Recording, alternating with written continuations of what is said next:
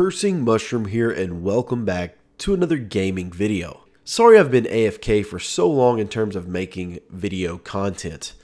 Life happens sometimes, and I've had a multitude of things happen in a short period of time.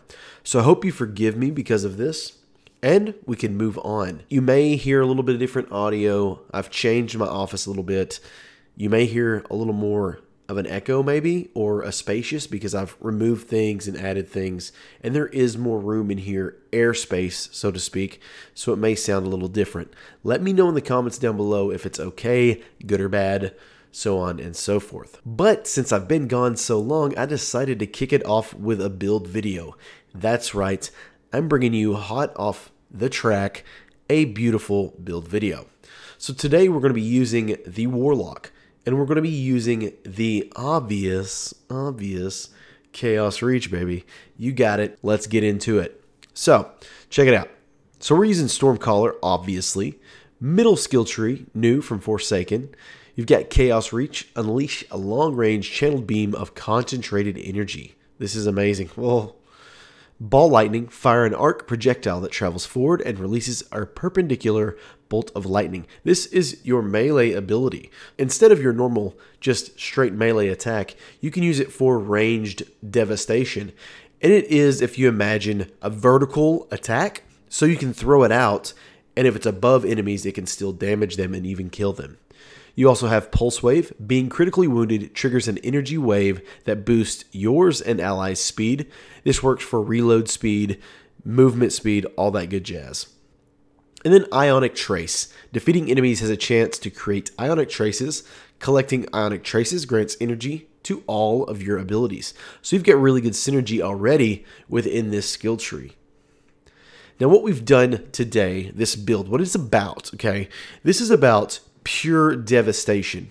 We're talking all ability regen as fast as possible. We're talking super, melee, grenade, and rift. All of these things in one, while still maintaining the devastation factor of just pure, angry, violent storm power. If you want to be the best Warlock you can be, and you want to be a space wizard, this is what you're going to want to do. Okay, so check this out. So obviously weapons are going to be up to your choosing. I'm not going to tell you this is what you have to run, because it's not always going to be the best thing for your playstyle. But I will show you what I'm using and then show you the perks on my gear, so that way you can understand why I use what I use. So of course I'm using the Hammerhead machine gun. It is void. I've got Rampage, kills with this weapon, temporarily grant increased damage, stacks 3 times. I've got Quick Draw. This weapon can be drawn unbelievably fast. Not ADSing, but swapping weapons, okay? This is good to have on an LMG. And of course, I've got Armor Piercing Rounds. Slightly increases range, and rounds cause extra damage to combatants' shields and over-penetrates targets. And then I'm using Arrowhead Break for great control of recoil and increased handling speed. It's got that great vertical recoil pattern. It's fantastic. And of course, it's an adaptive frame, a well-rounded grip, reliable and sturdy. We've got a range masterwork. We've got a major spec, because the way I see it is, I'm using this to melt hordes of enemies, not just boss DPS. So it's great to have a major spec on it. Of course, I have my Obsidian Radiance for the Forge Ignitions, and I'm using the Shrouded Stripes for my shader. I think it looks absolutely beautiful. I've got about 2,000 enemies defeated with this weapon, and for the longest time I didn't have my kill tracker on, so it's probably a lot higher. Now let's check out the other weapons. Okay, my energy weapon, okay, in my energy slot is the Swift Ride XE8375. It is a pulse rifle with a RPM of 390, magazine size of 48, because I used a backup mag to increase that magazine size. What it has is the Shrouded Stripes. I love this on weapons. Shader. And then we've got a reload speed for Masterwork. We have got Kill Tracker for Vanguard. We have Rampage. Kills with this weapon temporarily grant increased damage. Stacks 3 times. We've got Moving Target, increased movement speed and target acquisition when moving while aiming down sights. And then we have Drop Mag for that fast reload. We also have Flared Magwell. Now the reason I went with Drop Mag, because pulse rifles have large amounts of reserve ammunition, I can pretty much hawk this dude whenever I want and keep the kill feed going. it works great. Trust me. I can actually say confidently that if I'm using a pulse rifle, as long as I have drop mag, I can have whatever I want here, because realistically, it's not like a hand cannon where you've only got 100 rounds. I mean, usually you get 400 to 500 rounds with these things, and that's a big deal. I mean, and most of the times I don't reload until I'm done shooting stuff anyways, but you still get the benefits of drop mag. You get more of a benefit, obviously, depending on how much you waste in terms of ammunition, but, you know, it's up to you. And just so you know, if you didn't know already, drop mag, magazine drops on reload, wasting ammunition but greatly increasing reload speed. Now I'm using the SLO 21 post for increased handling speed and increased range, but I'm not using the SRO 41 because I don't like the way it looks. The sight's about the weakest thing on this one for me, but I'm okay with this one for that handling speed. Let's look at the Kinetic. I'm using the Izanagi's Burden, okay, for my exotic. Now, most people are like, why would you use this? Man, let me tell you, this build right here is about pure mayhem. I want stuff that can one-shot things. I want stuff that can just melt instantly. We're not going to hang in the fight for very long. We're using this for, like, pretty much, you could use it in a raid if you wanted to, obviously. I'm just going to kill whatever as quick as possible. I'm not wasting time kind of build. That's what this is. You can always change your weapon slotting differently to your playstyle, like I said before. This weapon has composite stock, increased stability, handling speed. It's got outlaw, precision kills, greatly decreased reload time. It's got accurized rounds for increased range, chambered compensator for stability, recoil, and it slightly decreases handling speed, and of course honed edge. Holding reload consumes the magazine and loads a round with additional range and damage. Now this is a pretty good punch, okay, but it's one shot, and if you don't get a headshot kill, it's slow, right? So if you're using it on a boss, it's going to be a slow reload for you, unless you obviously proc for like sniper reload on your gauntlets or something like that. Now, let's take a look at the armor, now that we know what weapons I'm using, okay? We've got the helmet here.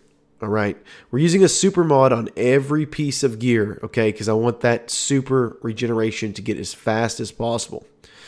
For the helmet, we're using enhanced heavy lifting and sniper rifle reserves. Just so you know, it increases the amount of sniper rifle ammo I can carry and gain greater bonus super energy from power weapon kills.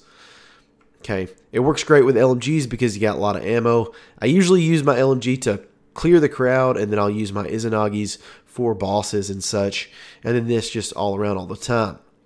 My gauntlets, what they have on them is enhanced momentum, causing damage with a grenade, greatly reduces your melee cooldown, and then we of course have special ammo finder.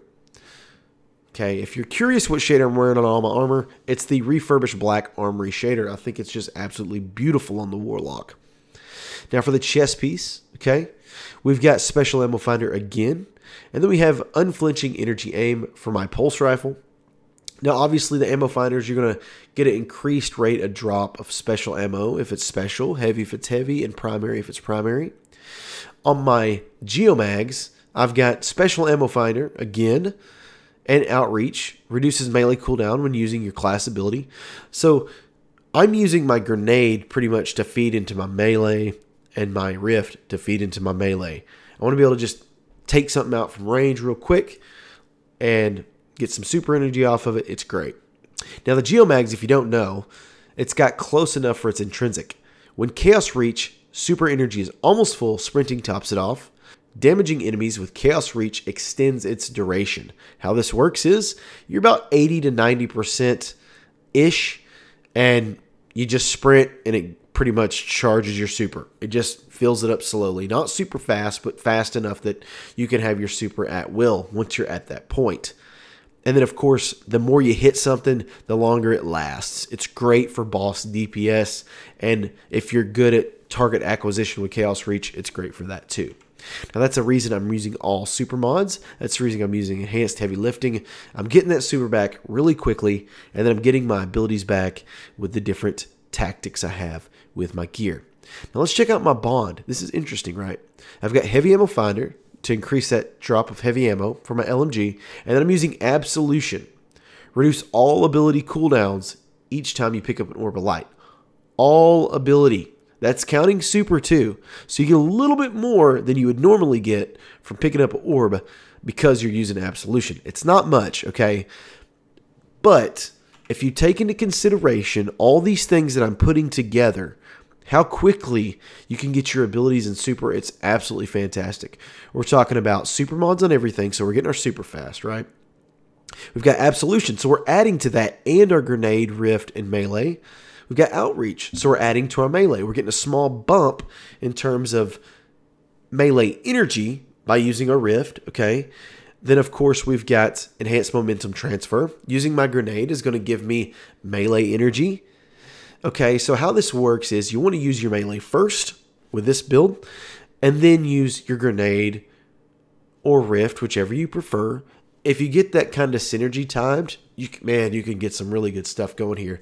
Plus, from the actual skill tree, the Ionic Trace benefits that too. So we're utilizing the skill tree on top of armor, and it is absolutely fantastic. You can just get your abilities back so fast, have so many supers. And what's crazy is the super's really strong on one target acquisition. So you can just melt stuff all the time. It's fantastic. That's going to be it for all the talking and the BS like that. We're going to get into the gameplay. I'm going to play a little music for you guys. I know how much you enjoy that, and I know how much I enjoy that. And we're just going to check it out in action. But without further ado, guys, I hope you enjoy this. Don't forget to give me a like if you enjoyed the video. Don't forget to stick around and watch the actual gameplay. You won't want to miss that. And as well, Guardians, like I said before, I'm sorry it took me so long to get back to it. But hopefully, we're going to be firing on all cylinders for the weeks to come and the days to come. Another thing I want to mention before I get off of here is don't forget to hit that bell. And as well, Anthem's coming out soon, and I'm going to be streaming the VIP demo this weekend and making content on it as soon as possible. This is going to become another thing that I can utilize on this channel. I think Anthem's going to be a great addition, and I think you guys will enjoy it as well. But guys, I'm done here. I'll see you guys later. Enjoy the gameplay.